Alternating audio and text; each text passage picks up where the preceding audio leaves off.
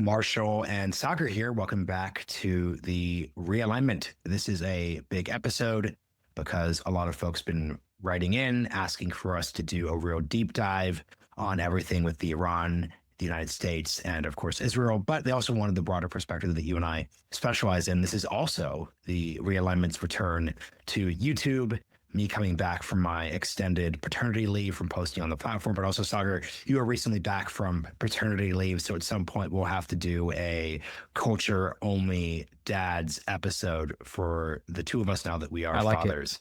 I like it. Yeah, but we are going to go into the things that we do not like, that being international conflict. So I was putting together this show. I wanted to ask you a first question, which is, what does this situation feel like? I've got 5 different examples that listeners may or may not be aware of and can really ground our thoughts. So number 1, 1981, Israel launches airstrikes on Iraq's nuclear reactor during the Iran-Iraq War. 2, 1991, Desert Storm. 3, the Desert Fox operation, where the U.S. struck the remnants of the Iraqi weapons programs because they were violating the post-Desert War sanctions policy.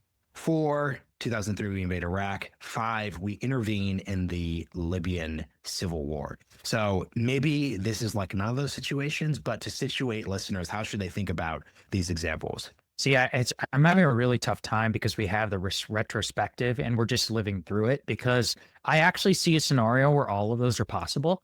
And that's what I really encourage people to do. One of the worst things about social media is about declaring finality and really like encouraging people to draw not just an instant take, because I actually don't have any problem with instant takes. I like first drafts of history. What I really don't like is the declaration of victory.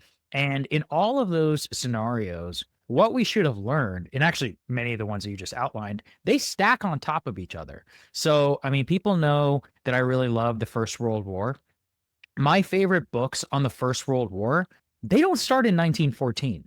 They start, it honestly depends. Some of them start in 1876. Some of them start in 1900. Some of them go all the way back to the Treaty of Westphalia, right? And then we can go and we can cherry pick like from various different turning points. My only point is that, you know, people who are asking for an analogy of where we are right now, and I think it's probably worth saying, you and I are recording the day that the ceasefire has effectively gone into place, but we have no way of knowing the reality of this ceasefire and all of those things. And I actually listed out, I put a tweet out a couple of days ago where I was like, hey, like, just so everybody knows, like Middle Eastern intervention, it takes a while to know whether it's gone well or not. Like, you know, the shortest timeline that I could think in terms of post-Iraq, a Middle East intervention where we could definitively be like, oh man, like things have really gone to shit. That was Libya. It took, I mean,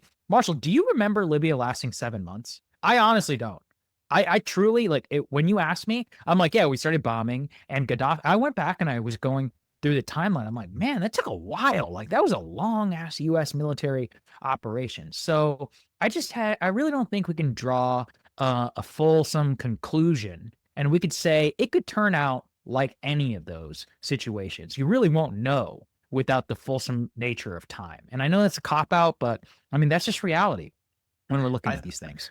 Yeah, and I think the way that we could reframe the question then is, what of these 5 scenarios does the Trump administration want this to look like? Yeah, I would say they want this to look like 1981, absolutely, when the Israelis struck the Iraqi nuclear program, set it back permanently. Yep. Now, we didn't realize how set it back it was, and obviously part of what goes wrong in terms of these stacking up on each other, like you said, was that we did not realize the degree to which, when you combine 1991, the Desert Storm War, with the airstrike on their nuclear program, you really see that they had no capacity to do this moving forward. So not realizing that is one of the crucial intelligence and political failures of the 21st century. And I'm going to make a more uncertain bet that even in the year 2099, our great grandkids will think and learn about that type of issue. But for 1981 being the case, the Trump administration, almost said Bush administration, which gets into a topic we'll get into, they want this to be 1981 because 1981 happens, it's risky, it's daring, and the program's knocked out. There isn't a broader regional conflict. Iraq effectively takes it lying down. They obviously are in the middle of the Iran-Iraq war, so they had other things going on beyond just fighting a war with Israel, but it was a singular event that we could conceive it as such. Yep. The critical problem here, and this is why, to your point, this all stacks up, is 1990, 1981, then we have 91, then we have Desert Fox, then we have the Iraq War. The underlying issue driving all those interventions was the fact that Saddam. Iraq was a regional serious power that had incredibly dangerous and negative relations with the other countries in the region. So Exactly. Iraq was a aggressive power. They invade Kuwait. They're fighting a war with Iran. They're launching Scud missiles at Israel in 1991 during Desert Storm. The whole region broadly agreed that Iraq was a problem. So what we could take from the 1981 example is they did damage and severely set back the nuclear program, but they did not resolve the underlying issue. Hence, the next 20 years are all about continued intervention. So Can we I just pause want there to for a be second? yeah, let's do that. So Zoomers, that's how we got to regime change. And do you see how logical that case that you just made was? Look, we did this and we did this, and he's just been a problem from 1981 onward. Saddam is the source of our, and so I actually think that's a very good point. And part of the reason why saying that this is a victory is preposterous. Like, and this is, I've never felt myself sympathizing or almost reiterating neoconservative talking points, because if you look at the current situation, again, we can only analyze from where we are right now. If you look at the current situation where the United States, by its own admission, used diplomatic negotiations as a ruse for Israeli military action. You have the United States military, which took out at least some Iranian nuclear facilities. The United States government, our vice president, has admitted on camera that we did not remove their uranium stockpile. We also have the regime in power. Now, the neoconservative talking point since the JCPOA, the Iranian nuclear deal under President Obama, has been what? The Iranians use negotiations as a stalling tactic to produce more ballistic missiles, to enrich their economy, strengthen the regime, and secretly pursue a nuclear weapon. I would argue all four of those have never actually been more relevant than the very day that you and I are talking, under the preservation of the Iranian regime, under a cataclysmic event for the Iranian security doctrine, under a scenario where if you're Iran and you trust the United States, like, I'm sorry, you're literally an idiot. Like, you deserve to be killed by Mossad at this point. If you're trusting the U.S. government in its negotiating power. And I look at all of this and I think that the strategic options, which have been there, again, if I'm putting myself in the head of an IRGC general, my strategic option is, we'll talk all day long. We have a ceasefire now with Israel. By the way, Israel almost did us a favor by showing the number of Mossad agents that we have. We have to dramatically restrict command and control, redo and rebuild our entire operation from bottom to top. I don't know if you saw this. The Iranian parliament actually passed a law which expanded the espionage hunting powers of the IRGC just yesterday, of the IRGC and others. So they're going to, I mean, the regime is about to crack down probably harder than ever before. And of course, they're going to use that against dissidents as well. And every serious arms control person who I follow, and these people are not partisan. I followed them for a decade. I genuinely trust their judgment. I followed them on DPRK, on Iran, and others. Again, not partisan. Are like, yeah, they've got about 3 to 5 years and they could get to a bomb, just with generally what is available to them in terms of the amount of enriched uranium, the secret facilities. They've already paused their agreement with the IAEA. I genuinely look at the situation and I think it is exactly like you were saying. I would just put it as one of those check marks within the box of what eventually winds up in 03. This is going to be called COPE, and that's fine. But, I just know enough to reiterate the same thing that you just said, which is at the heart of it, the Saddam regime was like the nexus of all of those things. I think the Iranian regime, its nuclear ambitions remain both intact, and frankly, from their point of view, it's never been more rational than to continue on the path to what ostensibly led to this military action in the first place. And there's a lot of bullshit out there about, we obliterated the program and this, and that. But I mean, look, ask the Israelis. Like, they're frankly, one thing I appreciate about Israel is they're actually very honest. And they're like, yeah, no, they're like, Bibi says we accomplished the war aims and all of that. But the real serious analysts are like, guys, like, this is just another step. Like, now they're contemplating future strategy. Should they continue to, quote, mow the lawn in Iran? All of that just means continued action because at the heart of it, Iran's regional ambitions, the Iranian regime itself, juxtaposed versus Israel, its own ambitions for basically to be the rival power to Saudi Arabia, who they've strategically calculated they can deal with. They need Iran to be taken out of the picture. So all of the underlying stuff remains completely. Will the ceasefire last 5 years? Honestly, maybe. It's theoretically possible, under the Trump administration. But again, I just think we're exactly like somewhere within that timeline where I think it's pretty easy to have made a case in 81. Hey, we've solved the Iraqi nuclear question forever. And we can just look back after 20 years later and just be like, obviously that was preposterous. Well, to be fair, Yeah. we actually did over the course of that Well, next yeah, decade but yeah. solve the Iraqi nuclear program issue. We just made some really bad decisions in 2003. Well, there are two dates that I didn't mention that need to come up in this timeline we set up here. So 2004, that is when North Korea develops a nuclear weapons program. North Korea is listed among the axis of evil in the famous speech that George W. Bush gave after 9/11. And the obvious takeaway, if you are North Korean, this speaks to like the incentives for nuclear proliferation. That's something that people really have to think about.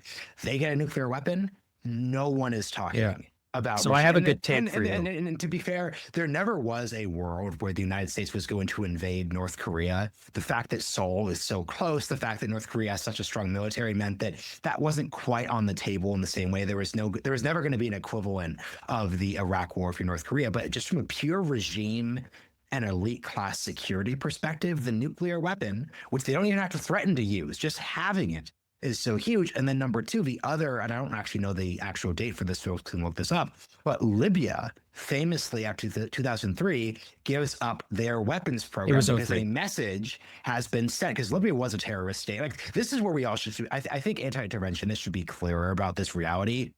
Iran is a hostile actor relative to like the United States and the broader West.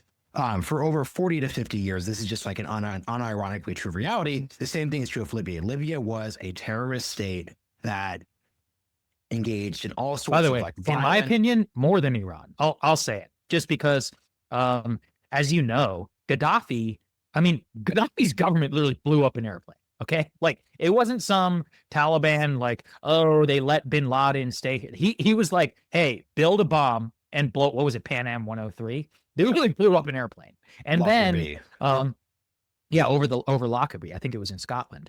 They also literally hosted like terrorist training camps in the desert, sponsored and protected by Gaddafi, and not like terror like Hezbollah camps that.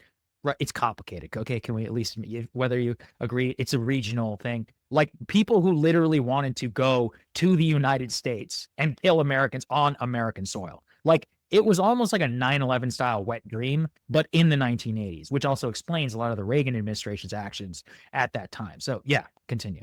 And the thing is, and this is why you could make the anti-interventionist case without sort of acting as if Iran is this like neutral country or this country that's being bullied. Well, because I will say, like, if you just like observe, and we'll get into like how the alternate media have kind of fell down a trap here. I think very clearly there are a lot of people who are shocked to see how influential they are. Part of what drives their lack of influence is like a real lack of serious engagement with the sort of history and the dynamics that are relevant here. And once again, it should be noted, Iran, I think, from a pure like body count perspective, Iran killed hundreds of American troops, soldiers, Marines, airmen, etc., in Iraq during the Iraqi Civil War after we invaded the country in 2003. Once again, we chose to be there, but this is just like a reality. They funded Hamas, they funded Hezbollah. These are not like neutral, chill countries in the same way that Iraq in 2003 was not a good country, was a very bad country. It was a country that was a regional threat. The prime issue then was not that we identified Iraq as an enemy of the United States. it was that we overestimated, well, more than overestimated, we completely misunderstood the nature of the threat that they did pose or could pose, and then acted way 100 billion times more in reaction to that threat. Because at the end of the day, like, the doves were correct when it came to Iraq 2003. A lot of these people are people who served in the George H.W. Bush administration. This is Brent Scowcroft. Their idea was, look, after 1991, Iraq was in a box. They were completely cut off from any possible aid and any allies. There's no Soviet Union to back them and supply them. China was an irrelevant player. So they were just like in a box on their own. And you could use Desert Fox style 1998 operations to launch an airstrike every few years if they ever get to be outside of that box. This is actually one of my biggest frustrations with like the Bush administration folks who said we had to invade Iraq. Don Rumsfeld talked about it. He's like, well, what are we supposed to do? Like, we have to do something. We cannot maintain the status quo. And it's like, actually, it seems like the status quo is working. If every few years we launch some F-16s and they blow some stuff up, they hit some radars, they hit some weapons program style things, that's fine. There was no American risk of life. This is pretty straightforward. They had no serious Air Force. That actually was sustainable. So once again, that's the problem. I only bring up the need to recognize that Iran is an adversary of the United States because you're seeing some people, when they're trying to articulate how a Kamala Harris administration would have behaved differently than the Trump administration, they're citing Kamala going on the road and referring to Iran as an adversary of the United States. You can identify a country as an adversary and not do what we did over this past weekend. And that's like a really critical thing that people like colloquially should understand. Yeah, 100%. I do want to return to your non-proliferation point because I've texted a couple of friends and I saved this to talk about here. Is Kim Jong Il one of the most vindicated men in all of history? Kim Jong Il. I mean, look, it sounds crazy to say. He remains literally the only member of the axis of evil who has not been completely defenestrated or destroyed by the United States. His primary theory of victory was nuclearization at all costs, continued by the Kim regime under Kim Jong-un, would effectively deter all intervention. He understood also that proliferation of Western-style technology and the intermingling of culture would eventually be used as a vector of attack against his regime and technologically to undermine him, and also to be used as a potential like sleeper cell, as we could see from the pager attack, right, against Israel and Hezbollah. And now the deletion of WhatsApp by the Iranian regime and all of this. And I was like, wow. I mean, look, this is not an endorsement. It's strategic empathy. He's right. Like, the Kim regime literally just never believed in all of these promises of non-proliferation and in sanctions relief and the intertwinement. They were like, no, we're going for the bomb at all costs. Not only going for the bomb, we are going to we will build an ICBM capable of hitting the continental United States. And from that point forward, the message is, do not fuck with us. And that's basically worked. I mean, Kim Jong-il died of natural causes at home in his bed. You can't say that for a lot of these people. The Ayatollah came, what, inches from being assassinated just now? I don't think it's ever made more sense for an adversary of the West or a regional power like with India and Pakistan to simply just sprint. Actually, India is a very interesting case. Remember, the United States heavily pushed back against the Indian nuclear program in the 19th, to the point where India not only played both sides, but in the 70s, I wouldn't describe it necessarily as a Soviet ally, but it was getting pretty close there. And this is part of the reason why. And then similarly with the Pakistani nuclear deterrent. So it's one of those where I actually think the NPT has probably, I mean, look, 100 years from now, if the real turning point, if you ask me, I don't even think it'll really be about Iran. I think it will really be about the death of the NPT, the death of non-proliferation itself as a means of peace, and that the destruction of that norm eventually just led to a lot of 40th or 50th order consequences. And, maybe saying it's today is not really fair, because I had the opportunity to speak with some people who were actually in the room with Kim Jong-un and the North Korean team. And they were like, guys, you just have to denuclearize. And Kim himself would be like, yeah, how'd that work out for Gaddafi? He's like, we don't believe you and we never will. He's like, this is the policy of this country. We will meet with you on equal terms. We are both now nuclear armed great powers. That's it. Get with the program or fuck off. And we have not been able to square that circle because it's not squareable, in my opinion. And at this point, this is part of where you and I disagree on Ukraine, and where like the sort of different perspective you hold on Europe come from. Part of the reason why aside from like the moral questions, part of the reason why I supported, once again, not boots on the ground, no-fly zone. I think I'm a moderate Ukraine hawk is a fair way to identify myself. Part of the reason why I thought it was so critical for the U.S. to continue to back Ukraine and back Ukraine the way we did, especially in 2022 and 2023, is that I think the clear lesson, if Russia had been able to win and beat the Ukrainians to the maximalist degree they wanted to, would have been, holy crap, Ukraine's also another country that gave up their nuclear capability. Yes, we should note they did not have access to their nuclear weapons because these were left over from the Soviet Union. But the point is, the story that would be told here from a regime, and not just a dictatorship, and not just from the perspective of countries that are sort of against the West and the United States broadly, would just basically be, if you do not have a nuclear deterrent or the backing of a nuclear power to some degree, you are basically leaving yourself open. And I think in the worst case scenario, not in every single scenario we run, in the worst case scenario, a scenario where we are seen as abandoning our nuclear umbrella in the Indo-Pacific, in Europe, et cetera, et cetera, et cetera, if we are not making clear that we support these countries, this would lead to further nuclear proliferation. So we're going to have some disagreements on Ukraine and all these different issues. But I think folks should really understand that so much of my worldview when it comes to the U.S. staying in NATO, the U.S. retaining its defense commitments in these different regions, stems from the fact that part of the reason why we just did not see mass proliferation. Now, there could be a different answer to how you, and this is why I would be intellectually humble to admit this, there could be a different answer to how we don't have Poland getting a nuke, and then the Baltics rushing to get a nuke, and then Finland gets a nuke, and then we see other countries getting a nuke, Japan getting a nuke, South Korea getting a nuke. There could be another answer that isn't just us retaining our post-1945 posture, but I just think the post-1945 approach has worked, and I think people are a little too cavalier about dismissing the maintenance of it. I don't disagree. I mean, my counter would just be, is I think that the nuclear umbrella is such a precious thing that you should only be extended to those of which I think is in the critical interest. And I just don't think, I mean, Ukraine literally did not qualify for that. Okay, Budapest Memorandum folks who want to comment at me, not the same thing as an actual treaty ratified by the United States Senate. I mean, the Budapest Memorandum is basically, I don't even know if I want to get into this. I would say it's as enforceable as George Shultz or whatever telling Putin, don't worry, we're never going to expand NATO. It's like, guys, that's the statement of one administration. It's not the same thing as a U.S. treaty ratified by the U.S. Senate. So yeah, that would be my response, is Ukraine literally didn't even qualify for the nuclear umbrella correctly, in my opinion. Never should, never will. That's, look, it's more about husbanding resources. But honestly, I think this situation might be more dangerous. And for the NPT folks who are out there. Do you explain what the NPT is, by the way?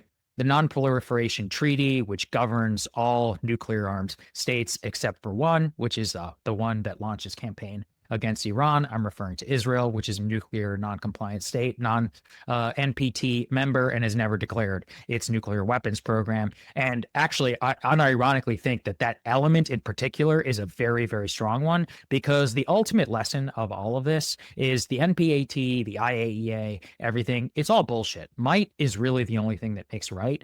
And whether you're on the side of the United States or not, I think in a sense, this might actually have been inevitable, literally, over the long run. I mean, it hasn't even been 100 years since the development of the nuclear bomb, but it was a noble effort by the United States over several years, specifically during the Cold War, to try to contain it. But in an increasingly, I wouldn't say multipolar per se, but in one in which the United States is not the only unipolar moment in which the U.S. is the preeminent world power, it's especially just almost something that's going to happen, especially without bipolarity. The Soviet Union also wanting to constrain its area of interest from developing nuclear weapons. But yeah, so look, we could say it's whether it's Ukraine, whether it's here. I do think it's a turning point. Again, whether it's Iran or not, I have no idea. Frankly, they've humiliated themselves. There's just no getting around it. I mean, you can't look at the current situation and say that their security doctrine has not been a complete and total failure. But other countries would do well, if you're an adversary, to look at Iran and then look at North Korea. And what would you say? I'm going North Korean way. And the point, and you do what the North Koreans did. The North Koreans, it's worth considering. The United States considered doing to North Korea what we ostensibly just did to Iran. I think it was 98, there was a serious discussion by the Clinton administration. They were like, look, there's one reactor, there's one test facility. What we should do is we should go in there and we should bomb it. And by the way, not a crazy case, because it's a little bit different than Iran. Iran is actually a much more sophisticated nuclear program. They have a lot more area and other. But, Marshall, you and I both know the reason they didn't do that, because the North Koreans also had a credible conventional military deterrent where they were like, oh, yeah, you can do that. We will level Seoul in 45 minutes. They don't need nukes to do it. They have artillery. Yeah, exactly. They're like, we have enough conventional artillery and more sarin gas, I think, than anyone on the planet. So we'll just go chemical and artillery, and we'll destroy one of the world's great cities and one of the key U.S. allies in the region. And Clinton was like, yeah, I'm not doing that. And, I think I wrote a piece a decade ago being like, yeah, if we were ever going to do it, it should have been then. But, sitting out here 10 years later and really thinking about it, I think he made the right call. I just don't think it would have been worth like the unleashing of the leveling of Seoul and, basically like horrific use of chemical and biologic weapons. I could be wrong. North Koreans could be bluffing, just like the Iranians talk a big game and none of it really exists. But, this is kind of brings us back to the current situation where quick thing that I want to bring up here, and this is where this gets really difficult. So part of the way that we have prevented the spread of, nuclear weapons isn't just the non-proliferation treaties, is not just the inspections. It has been, in certain cases, it has been worth going for it. So we should know, once again, like the Israeli strikes on the Iraqi reactor in 81 did severely damage and set back their program, eventually leading to its end after 1991. It should also be noted that during the George W. Bush administration, during the second term, Israel struck the Syrian facility that was also working on this, I think with the help of North Korea. So I think what makes North Korea such a problem, what made certain people, A.Q. Khan was the Pakistani scientist who did this, there are, with additional players entering the nuclear club, people who really work to lead that spread. So I think we have to be really sort of, but this is the key thing. The difference between the Iraqi 81 case and then the 2000 Syrian cases, they actually did it. And the question now is, did this actually do it in a way that seriously prevents the program? And I think as we see what happened to Syria in the 2010s, I think it's a good thing that program was conventionally set back, because it was doable, and you could prove it was doable in a way that I think people are right to be wary of in the Iranian situation. Yeah, look, we can, talk in circles all day long. I just think it's fascinating to really, again, for me, and maybe I am I don't know. I really struggle with this. Iran is simultaneously a terrorist actor, a theocracy. It's irrational. We're told it's going to nuke New York. And then, they can only fire 14 ballistic missiles, and they coordinate it with Qatar and with Israel. I'm like, I don't know. I see a lot more rationality behind the regime's decision-making post-Soleimani and post-U.S. strike than we're led to believe. And what that kind of means to me is, if you combine nationalism with some level of rationality, and yes, we can, impute some theocratic or whatever element on top of this, it just points in one direction. Like, I genuinely do not see how you could preserve the regime, which I think is important to them. I'm assuming there's no other reason why they wouldn't have done the ceasefire, and not go for a nuke. I just don't see it. I honestly don't. I could be totally wrong. The West, this is the irony. And again, why I almost sympathize with the neocons. Like, Trump's schizophrenia almost enables both to be possible. So did you see today that Trump said that he's going to lift sanctions on Chinese oil or China buying oil from Iran? That is like, yeah. So Let's think about this. Iran's nuclear facilities get struck, but they get to keep their uranium. They sign a ceasefire. They make Trump feel good and, quote, respected or whatever. And they just got the sanctions relief that they've been asking for a decade. I mean, again, if you think about it from the neocon point of view, you're like, wait, so we didn't get all the uranium. The regime is still in power. And now they have time to regroup. And now you just gave them like a multi-billion-dollar per year gift, of which, again, if you look at North Korea, what did Kim do? Kim basically said, we will spend like 100% of our GDP, sacrifice people to a famine if we have to, as long as we get this ICBM. And he did it. I mean, the strategic logic of it has just never made more sense to me, especially with North Korea as, again, the only example of the axis of evil at this point, which stands to this day and which is completely able to do whatever it wants. It sent troops to Ukraine. It's provided weapons. It's deepened its relationship with Russia. And we can't even say, oh, we're going to sanction. It's one of the most sanctioned countries on the planet. They just don't care. So like, yeah, if I were the Iranians, like, you know, my option is simple at this point. So in a sense, the interventionists and the non-interventionists, I think we both kind of agree, at least the smart ones, on where this thing is headed. It's only a question this of is why you're what to do making now. this is why you're not doing this on purpose, but Yeah. there is a certain segment of the audience in the broader sort of foreign policy class. It's like, you're right, Saagar. That's why we need regime change. No. That's the Listen, key guys, thing. I sympathize with you. This is my point. I honestly, truly sympathize at this point. And this is why I'm so angry at all of you who backed this mission and are out there saying, quote, trust the plan. Is, guys, I thought we had a different way. I actually did think it was theoretically possible. You can disagree with me if you guys would like to pursue the Steve Witkoff style deal and a JCPOA 2.0, which had more enforcement and, you know, some more like we're America bitch Trump elements to it, which would make sure that we don't have to do this. But when Trump yellow lit the strike, I think it was inevitable. Like, that's my point is that the off ramp was prior to this military operation. And instead, you guys thought it wasn't. And I get it. I mean, I don't really agree with you. But now I think we're just going to have a nuclear Iran. It could be 3 years from now. It could be 5 years from now. It could be a decade from now. But it will be a situation just like Iraq, which will pose the similar questions. Now, what I would say now is at this point, as we have all learned from the lessons of Iraq, is like you just said, Marshall. Oh, it's very, you know, look, the strategic logic of regime change against Saddam makes a lot of sense. But what we never factor in is the capacity of the United States, is whether it's really in our national interest, and to what the 40th, the 50th order consequences of that all will be. That's part of the reason why I think this operation was just such a colossal mistake by the Trump administration. But, you know, look, time will tell. And in the interim, they're going to be going around. I mean, I know that it's politics, but like, words matter. Saying that something is obliterated, like, that it's supposed to mean something, and it's just literally factually incorrect to say that their uranium, or to say that their nuclear weapons program is dead for all time. That's what Trump is literally saying. I'm like, it's just not true. And they know it's not true. The Israelis know it's not true.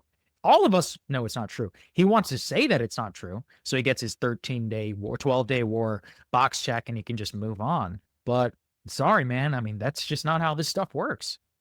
So let's talk about a couple tweets I put out that I'd love to get your thoughts on. We've talked about this privately. So the number one thing, and this is something I'm just like really fascinated by, and this is something I'd frankly like warned anti-interventionists about. So in the 21st century, we've had 3 specific presidencies: George W. Bush, Barack Obama, to a certain degree, Joe Biden, and now Trump. Actually, let's just take out Joe Biden for a second, because Joe Biden didn't run in an anti-interventionist sense. But you had W. Bush, Obama, and now Trump too, that have explicitly campaigned against the foreign policy interventions and mistakes by their predecessors. Then, and I think they genuinely meant what they said when they said it, W. Bush was asked about the interventions in the former Yugoslavia on the campaign trail, and he said, those weren't good ideas. I wouldn't have done them. That's not what America's job is to do, though that wasn't a great idea. You also had Haiti, you had Somalia, Black Hawk Down. He was writing against that. Condoleezza Rice wrote a big foreign affairs article. Back then, you'd have like the chief foreign policy strategist write the big essay, and the big essay turned George W. Bush's instinct into an actual sort of perspective on it. Then 9/11 happens, and then we are advancing democracy. We're intervening in Iraq, Afghanistan, et cetera, waging a global war on terror. Obama campaigns in 2003. We wasn't campaigning, but he gave the big speech where he said, I'm not against all wars. I'm just against dumb wars. He really campaigns against the war in Iraq. He's skeptical of the surge, pulls us out of Iraq in 2011, but very quickly we are literally back in Iraq in a certain capacity, and we're waging a broader war on terror against ISIS. Now, you have President Trump in 2024. He doesn't actually say explicitly that he's an anti-war, anti-interventionist president, but the campaign is definitely putting out like pro-peace merchandising. They're coalitioning with anti-interventionist Democrats. Can we just say, you're not exaggerating. They literally put out a graphic that said the pro-peace ticket. Just so we're all JD and, Trump there. And they then coalition with Tulsi Gabbard. They give her the director of national intelligence job. There's a lot of presumption that this is a anti-interventionist campaign. Obviously now Trump is intervening, and my just quick thing that I'll throw it to you is just that I've always not liked the way that anti-interventionists, I think a lot of this, like, because people are really confused about this, like genuinely, like, so I'm sure you did, we got so many like texts, emails, etc., just from our friends that don't really follow politics saying, like, I don't really get it. Trump was the anti-war guy. Trump was the anti-intervention guy. Why is he doing this? And I think the same thing is true of a lot of like anti-war, anti-interventionist Democrats during Obama's tenure. He said we were leaving Iraq. Why are we doing all this stuff now? Why is he talking about bombing Syria after the Arab Spring? Same thing is true of certain people on the right during the George W. Bush presidency. And I think the way that anti-interventionist campaign is both unhelpful and leads to this confusion, because like at the end of the day, I think we'd be best served by talking about specific interventions and why let me put it this way. Let's say I'm interviewing a presidential candidate in 2028. I would ask them, what would you have done on 9/12? This situation happened. It's on your plate. How do you respond? Like, what's your mentality? Another great question. Okay, you don't personally want a regime change Iran. No one would say that. But the question to ask Kamala Harris and Donald Trump in October was, let's say Israel is about to launch a strike and claims that if they can't get the strike done the way they're trying to do it, because they don't have the technology, they don't have the bombs, they don't have the B-2 bombers, it's going to remain unfinished and Iran is going to sprint even harder. What do you do in that situation?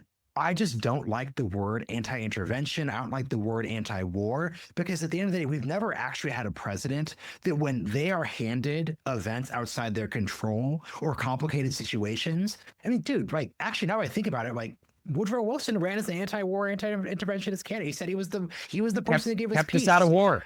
We've just never. The same thing is true of FDR in the 1940s. Like we've never actually had a president who's like, I'm the pro-war person. Events happen. And I just think this is a case where if we had a more sophisticated conversation about these issues and didn't let candidates actually just say to themselves, don't worry, I'm not going to do that thing my predecessor did, that misses the point and leads to the confusion, because no one, and push back if I'm just sort of like getting overly hawkish here. I do not think there's actually a president of the United States, even AOC, President AOC would believe in intervention in some specific case. I just don't buy that there is no situation whatsoever when you have one of the most powerful militaries in the world where we are attacked, where you would not literally do anything. Therefore, don't just give them that out.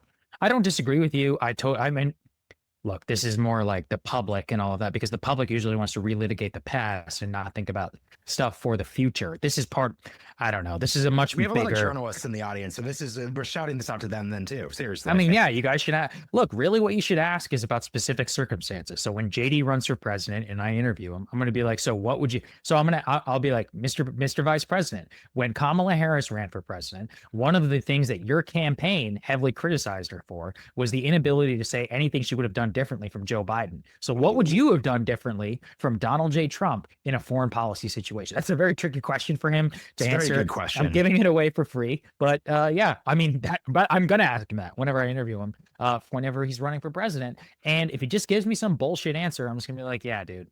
I mean, I think that will come off so smarmy and slimy, and that's why also, look, if you actually think about Trump's breakout moment on the stage on Iraq versus Jeb Bush, it actually genuinely was this question. People should go back and should watch it because it was a battle between Jeb Bush and Trump, and not necessarily policy specifics, but about the execution of the Iraq war. And part of the reason why it connected so hard was people were like, yes, absolutely. That's exactly what I want. I want to hear somebody say it was a colossal mistake and I never would have done it in the way that George W. Bush did. That's really important. So that is an encouragement for the audience. It also, though, is about voters as well who need to educate themselves on how they think about this. But broadly, my number one lesson from all of this, because I think it rings true of Obama and Trump and Bush. Bush ran as the anti-war president. The voters backed him no matter what. Obama ran as the anti-war president. Voters backed him no matter what. When they engaged in intervention. Yeah, when they engaged in Libya, Syria, whatever, drone warfare, etc. Trump ran as the anti-war president. MAGA's like besides themselves and loving the strikes on Iran. So actually, guys, this is actually just not a political question. I think it's purely just a game. And I don't mean it as a game, but like this is just an elites question.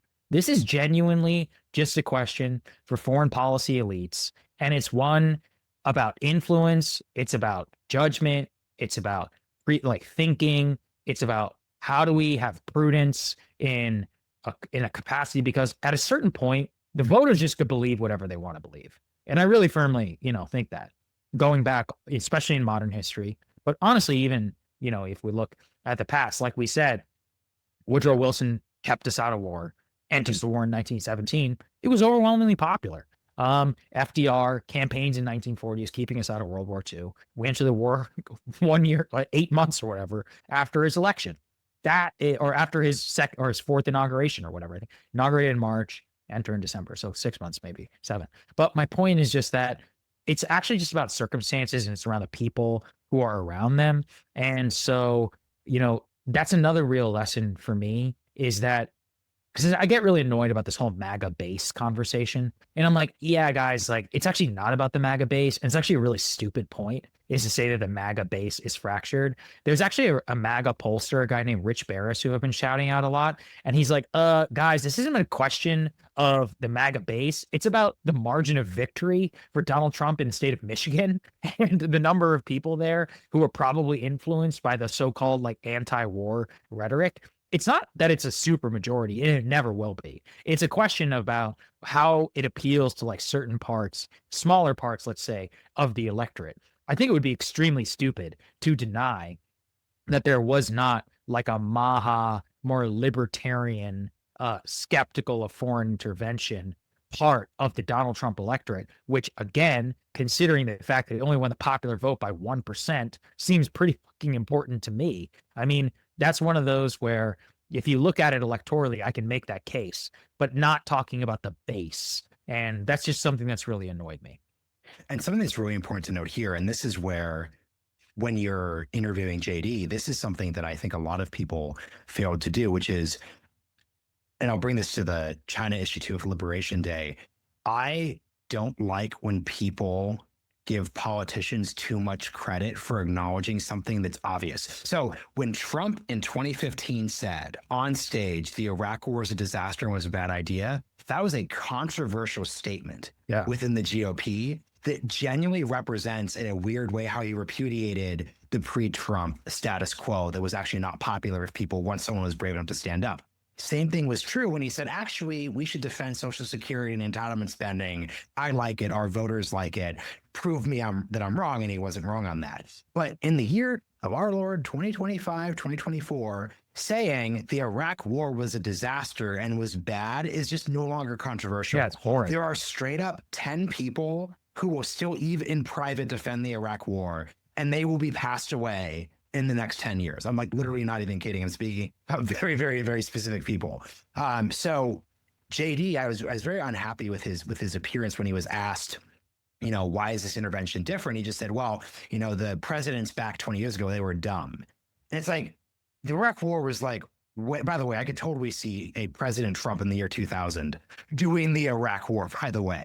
I can very specifically see the set of actions leading in that direction anyways. So we should just know that. But I just don't like when we just give over credit for just saying, I'm an anti-interventionist candidate. The Iraq war was a disaster. We stay in Afghanistan too long. And then we just take that as if it's a statement of deep, deep meaning when it's just not. The same thing is true when a lot of people who were defending the stupider defenses of Liberation Day of the terrorists I saw, people would say in very flowery language, 25 years ago, our elites sold the American people out when they admitted China. I'm like, okay, we get it. Literally, you could write a foreign affairs article, sort of the height of the establishment saying we got China trade policy questions wrong. That is no longer controversial. It doesn't mean anything. What should we actually do going forward? And it can't just be premised on dunking on people who have been out of power for decades and aren't making choices now. So I think the same thing applies to the anti-interventionist people. And to your point, that's why I love your question for JD and for frankly any other candidate. I hope your staff are listening. I know some of you are, because it's a very, very, very, very tough question. So for the last section here, I want to talk about people like when we do media analysis.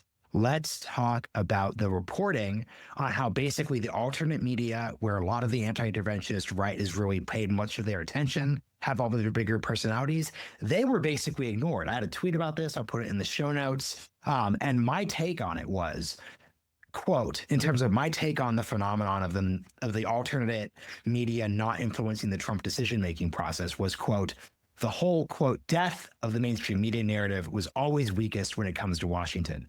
Tens of millions of views on X and YouTube doesn't mean anything when people in positions of power still focus their attention on legacy media. This was in response to reporting that many Trump advisors who were on the more anti-interventionist side worried that Trump was no longer getting the views of Tucker because Tucker's not on Fox anymore. He's on Twitter. He's on YouTube. So I'd love to hear your take on this in this final section. I've always said this, and I think I'm one of the more humble, I'm sure my haters will love that one, but humble people whenever it comes to the description of independent media. I have always acknowledged that it is much more of a pop culture phenomenon, and it is not one that applies in any way to the positions of power. And this is where, I don't know, there are certain things that you just actually have to be here to know, and or have worked here to know, and to understand the obsession like with cable news. Not only, I'm not even talking about Donald J. Trump. I'm talking about at a very institutional level and the way that politics actually works. And for them, it's a central and a closed loop environment. In fact, actually, recently, some more mainstream people were asking me some advice on a podcast, and they're like, who do you think we should have as our first guests? And I was like, basically nobody who would traditionally do well on cable. So a do well on cable is like a 3-minute segment where somebody says something kind of spicy. Let's say a lawmaker, somebody like John Kennedy, the senator from Louisiana. I would be willing to bet about 75% of our audience did not even know who that person was. Everybody in DC knows him as Mr. Soundbite because you could have him do the thing and he'll say something folksy like that dog doesn't piss the right way. And everyone's like, oh, ha, ha, ha, look at John Kennedy on CNN. And everybody just kind of moves on, and he's making a point about a bill again, which is not, frankly, all that important, to the broader electorate. And that's something where it is, though, important for all the Capitol Hill staffers and congressmen who are watching that segment at the time. So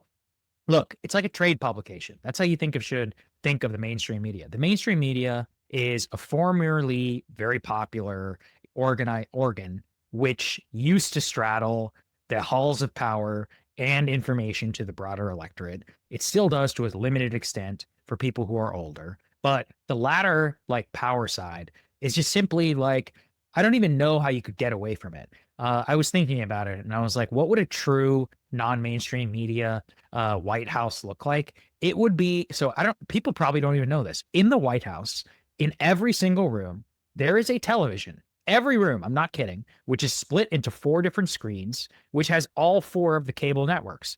Depending on whether a Democrat or a Republican is in power, it'll either be Bloomberg or it'll be Fox Business. And it has Bloomberg and or Fox Business, Fox News, MSNBC, and CNN all playing together. And all the staff does, I mean, think about it. If you were at your desk and that was wouldn't you watch it?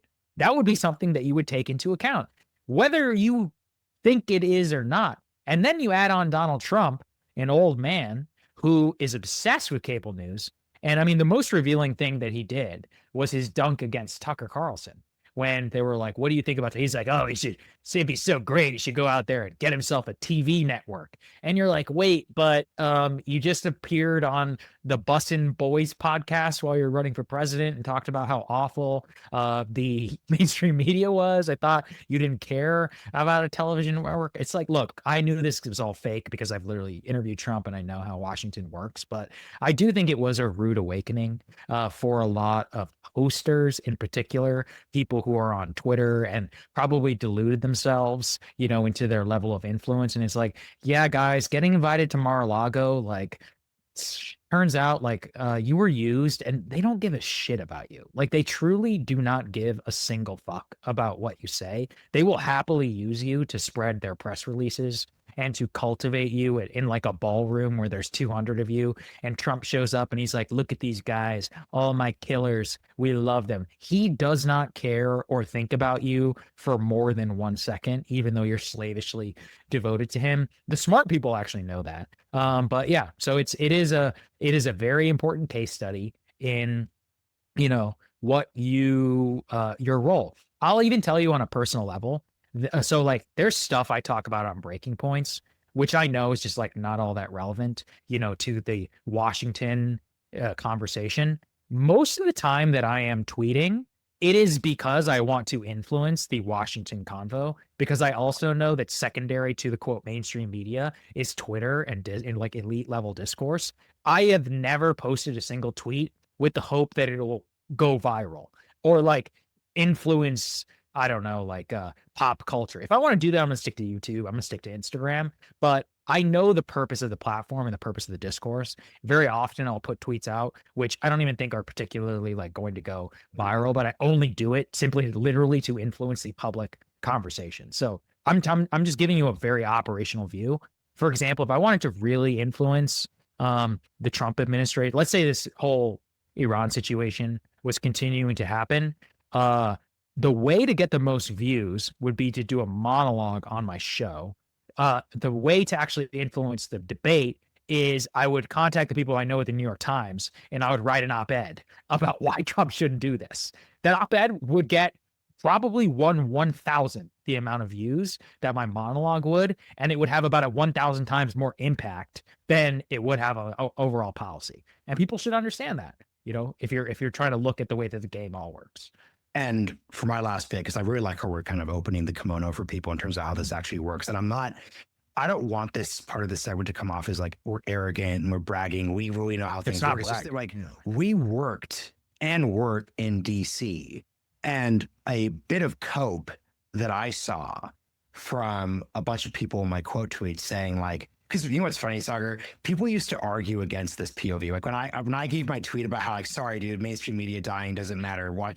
And when you said 2 years ago, people would always just like dunk, but this was just so obviously true over the past 6 months that it's been revealed to be like, okay, people are now accepting it. But now what people are saying is, quote, well, it's only because of the boomers. And once the boomers die off, then legacy TV is going to go away. Like these legacy figures, these more suited up, these more traditional, these like wonkier, nerdy people are going to like matter less because they're less compelling, they're less entertaining, et cetera, et cetera, et cetera. And the pushback I want to offer that crowd of people is that they are correct that there is a specific format which is on its deathbed. That format being the cable news subscriber-driven television station. But a quick anecdote that like really, really matters here to like give people who like want to learn more about DC a perspective on this. I did an episode with Ridge Colby. Third day or so of the invasion of Iraq, and it was called like, Is Taiwan Next? It was about the actual implications of the invasion for like what it would mean for an invasion of Taiwan. The episode didn't do incredible, got sub like 10,000 views, like whatever. But the actual episode, though, I heard on the grapevine, was passed around most of the serious foreign policy Hill offices. So even in a world where there isn't a like cable news TV station that's going to like promote Jake Tapper and Anderson Cooper and all these different people in our audience have to understand that media and conversation and television serves a specific purpose for people. That is what you were talking about. At the end of the day, in a world without CNN or MSNBC, it is going to be true that there's going to be some big creator who's going to be way bigger than me, way bigger than you. But at the end of the day, because you and I put out products when we want to that actually serve that Hill audience, that decision maker audience, guess what? Like if I wanted to, I could shop around that anecdote for the realignment and make a bunch of money off of it. I'm not interested in doing that. I don't want to turning this into like a Hill donor, a Hill service TV show would be awful, but like that's a business model and some company is going to figure it out. Another example, like I heard 2 years ago, it's funny considering my politics have moved to the left, Kellyanne Conway shouted out the realignment as a show that Republicans need to listen to at the Senate Republican Conference meeting 2 years ago. I could get one of my buddies in these Hill offices to give me that on the record. I could sell that to some major sponsors. I got a bunch of big senator follows afterwards. I got a bunch of staffers who followed, et cetera, et cetera, et cetera. A business model would be I'm taking, and then guess what? I take some investment and I make this like higher quality. I'd hire an editor. We'd have a booker, et cetera, et cetera, et cetera.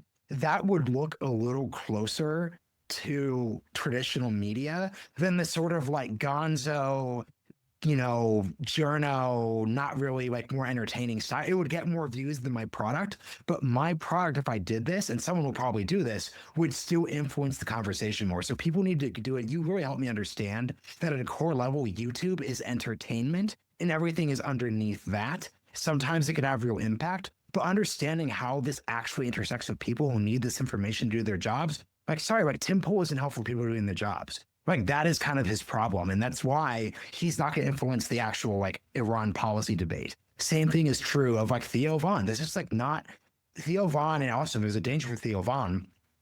There's a danger that like alternative media people will just be used by politicians who just want to like dress down and act chill and act like there's something different. So people should be really aware of how these things actually play out.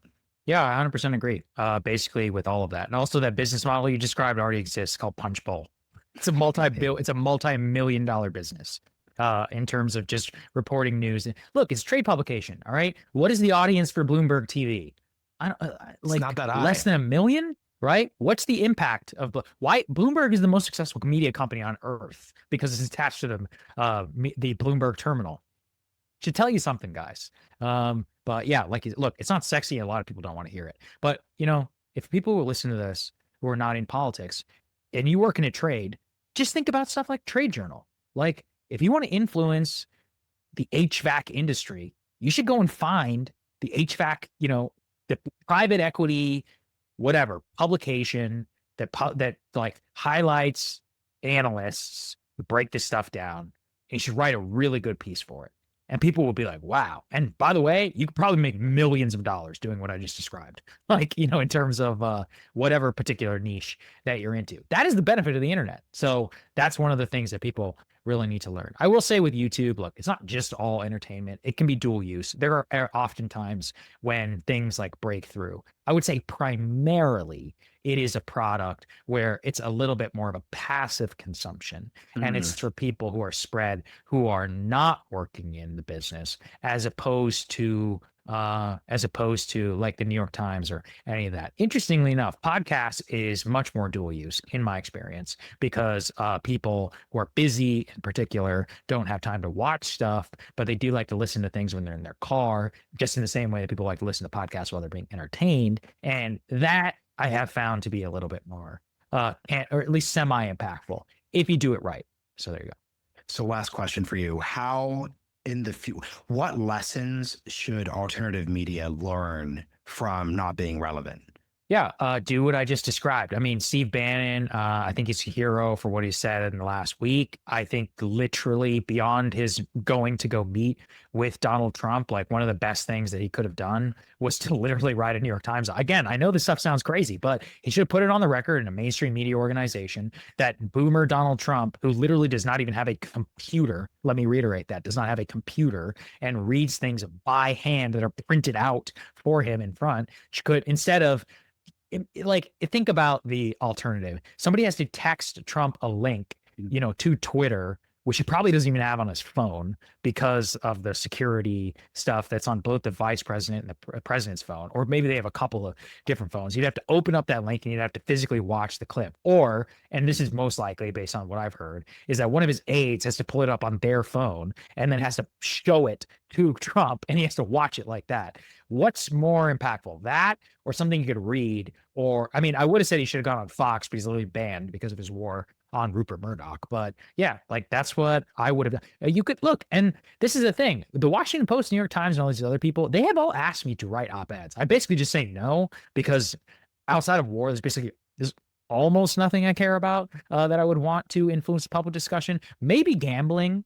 Yeah, if anybody ever asked me to do a gambling op-ed, I would probably do it. That's like basically about it because again, those are actually purely like legislative functions. But yeah, that's what I would have done if I was them. I wouldn't have just used my sole platform. I would have tried to, reach Trump where he is at. Not just Trump, the decision makers where they are at. I will say I do think some of this is changing.